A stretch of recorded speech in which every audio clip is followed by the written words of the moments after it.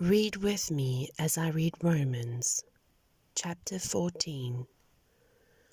Welcome with open arms, fellow believers who don't see things the way you do, and don't jump all over them every time they do or say something you don't agree with, even when it seems that they are wrong on opinions but weak in the faith department. Remember, they have their own history to deal with. Treat them gently. For instance, a person who has been around for a while might well be convinced that he can eat anything on the table, while another, with a different background, might assume he should only be a vegetarian and eat accordingly. But since both are guests at Christ's table, wouldn't it be terribly rude if they fell to criticizing what the other ate or didn't eat?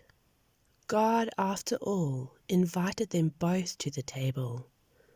Do you have any business crossing people off the guest list or interfering with God's welcome? If there are corrections to be made or manners to be learned, God can handle that without your help. Or say one person thinks that some days should be set aside as holy, and another thinks each day is pretty much like any other. There are good reasons either way, so each person is free to follow the convictions of conscience. What's important in all this is that if you keep a holy day, keep it for God's sake. If you eat meat, eat it to the glory of God and thank God for prime rib. If you're a vegetarian, eat vegetables to the glory of God and thank God for broccoli. None of us are permitted to insist on our own way in these matters. It's God we are answerable to, all the way from life to death and everything in between, not each other. That's why Jesus lived and died and then lived again, so that he could be our master cross the entire range of life and death and free us from the petty tyrannies of each other. So where does that leave you when you criticize a brother? And where does that leave you when you condescend to a sister? I'd say it leaves you looking pretty silly, or worse. Eventually, we're all going to end up kneeling side by side in the place of judgment, facing God. Your critical and condescending ways aren't going to improve your position there one bit. Read it for yourself in Scripture. As I live and breathe, God, every knee will bow before me, every tongue will tell the honest truth that I and only I am God.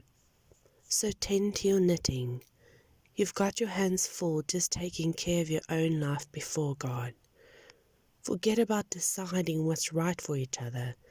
Here's what you need to be concerned about: that you don't get in the way of someone else, making life more difficult than it already is. I'm convinced Jesus convinced me that everything as it is itself is holy. We, of course, by the way we treat it or talk about it, can contaminate it. If you confuse others by making big issue over what they eat or don't eat, you're no longer a companion with them in love, are you? These, remember, are persons from whom Christ died. Would you risk sending them to hell over an item in their diet? Don't you dare let a piece of God-blessed food become an occasion of soul poisoning. God's kingdom is a matter of what you put in your stomach, for goodness sake. It's what God does with your life as He sets it right, puts it together, and completes it with joy. Your task is to single-mindedly serve Christ. Do that, and you'll kill two birds with one stone, pleasing the God above you and proving your worth to the people around you. So let's agree to use all our energy in getting along with each other. Help each other with encouraging words. Don't drag them down by finding fault.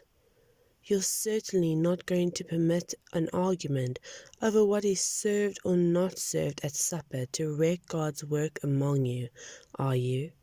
I said it before and I'll say it again. All food is good, but it can turn bad if you use it badly. If you use it to trip others up and send them sprawling.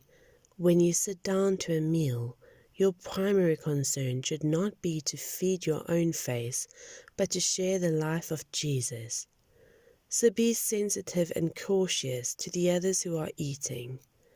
Don't eat or say or do things that might interfere with the free exchange of love. Cultivate your own relationship with God, but don't impose it on others. You are fortunate if your behavior and your belief are coherent.